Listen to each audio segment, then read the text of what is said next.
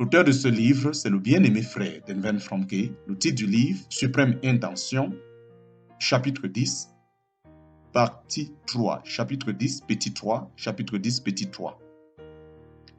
Si Adam, créé neutre, s'était de son propre chef tourné vers la voie de Dieu et avait choisi de dépendre de lui, il aurait été rendu capable de profiter de l'arbre de vie, en parenthèse, représentant la propre vie de Dieu. Dieu et l'homme auraient alors été unis par le lien d'une vie commune, en parenthèse, le lien du sang. Et c'est ce chemin précisément que Dieu avait envisagé pour Adam. C'est cela devenir fils. Commencer par être fils, puis héritier, puis roi. Mais ces trois phases du plan de Dieu ne peuvent devenir réelles que si les fils apprennent à être conduits par l'Esprit de Dieu. Car tous ceux qui sont conduits par l'Esprit de Dieu sont fils, en parenthèse, mûrs de Dieu. Romains chapitre 8, verset 14. Dès l'éternité, l'appel de Dieu à Adam et à sa postérité fut de parvenir à l'état de fils, qui est le portail conduisant à la participation, qui est égale à sa vie même et à son dessein, l'appropriation, qui est égale de tout ce que Dieu désire partager, la qualification, qui est égale pour le trône par la discipline.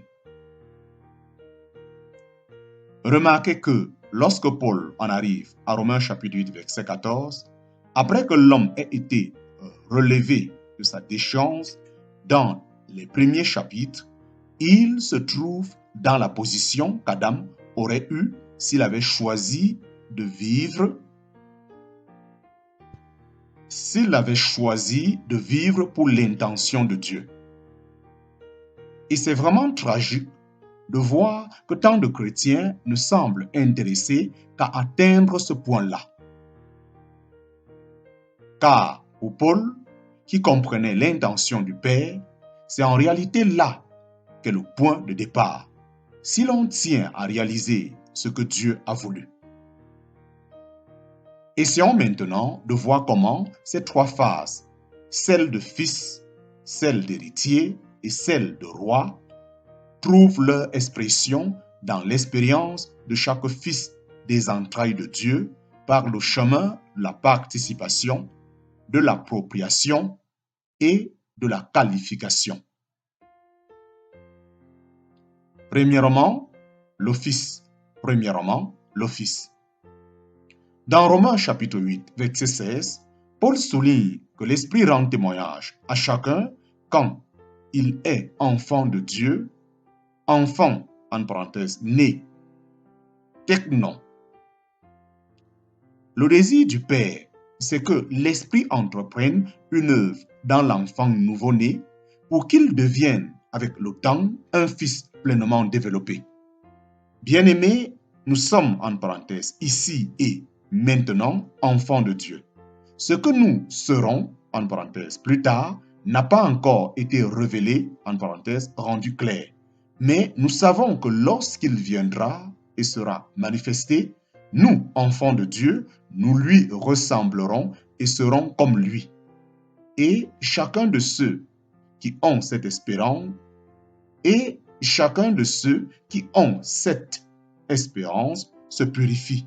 En parenthèse, 1 Jean chapitre 3, versets 2 à 3, Nouveau Testament, version amplifiée. Bien-aimés, nous sommes, en parenthèse, ici et maintenant, enfants de Dieu. Ce que nous serons, en parenthèse, plus tard, n'a pas encore été révélé, en parenthèse, rendu clair. Mais nous savons que lorsqu'il viendra et sera manifesté, nous, enfants de Dieu, nous lui ressemblerons et serons comme lui, et chacun de ceux qui ont cette espérance se purifie. En parenthèse, 1 Jean chapitre 3, versets 2 à 3, Nouveau Testament, version amplifiée. Nous devons être prompts à discerner qu'il y a des choses qui nous viennent simplement comme un don de Dieu, Par exemple, sa vie, sa nature, son esprit. Mais il y en a d'autres, tels que le caractère éprouvé de Christ, sa mentalité, sa vision, sa volonté et sa consécration, qui sont le produit de l'éducation, de la discipline, des épreuves, des difficultés, des victoires et d'une formation spirituelle intense. Nous devons être prompts à discerner qu'il y a des choses qui nous viennent simplement comme un don de Dieu. Par exemple, sa vie, sa nature, son esprit, mais il y en a d'autres, tels que le caractère éprouvé de Christ, sa mentalité, sa vision, sa volonté et sa consécration, qui sont le produit de l'éducation, de la discipline, des épreuves, des difficultés, des victoires et d'une formation spirituelle intense.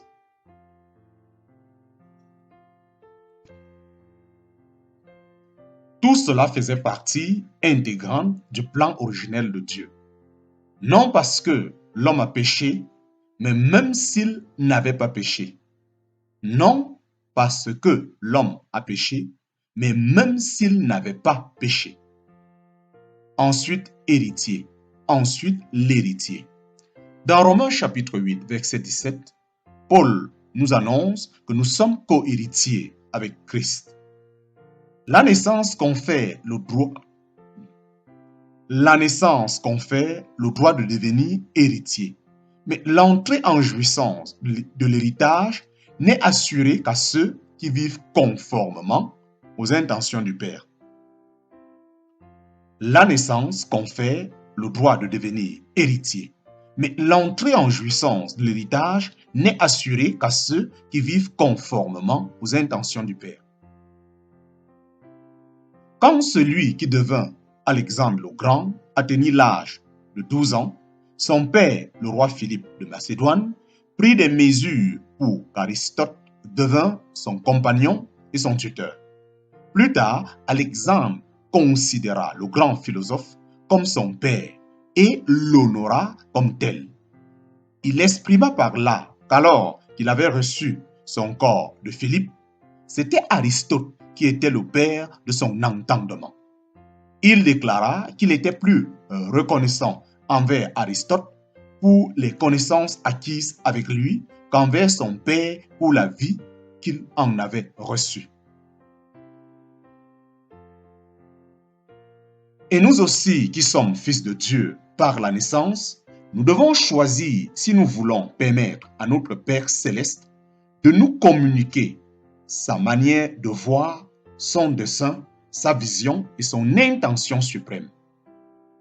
Il est riche de biens qu'il désire ardemment partager avec ceux qui, par leur croissance et le développement de leur caractère, sont capables de supporter la nourriture solide. Il est toujours dans l'attente que nous parvenions tous à l'unité de la foi et de la connaissance du Fils de Dieu, à l'état d'homme fait et à la mesure de la stature parfaite de Christ. En parenthèse, Philippiens chapitre 4, verset 13.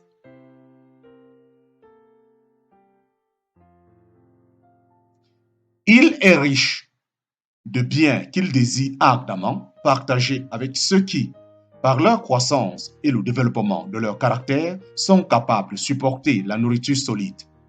Il est toujours dans l'attente que nous parvenions tous à l'unité de la foi et de la connaissance du Fils de Dieu, à l'état d'homme fait, à la mesure de la stature parfaite de Christ. Éphésiens chapitre 4, verset 13. Même si nous oublions l'intention de Dieu à l'égard de chacun des fils, lui ne l'oublie jamais. Il veut chaque fois qu'il nous fait passer par le creuset, développer en nous de plus grandes aptitudes à jouir de notre statut d'héritier. Gardons donc bien cette distinction présente à l'esprit et ne nous trompons pas nous-mêmes en nous imaginant que certaines expériences que nous avons faites, telles que le salut, la séparation du monde, la consécration, La plénitude du Saint-Esprit ou la guérison signifie l'une ou l'autre ou tout ensemble que nous avons pris la maturité ou gagné en stature.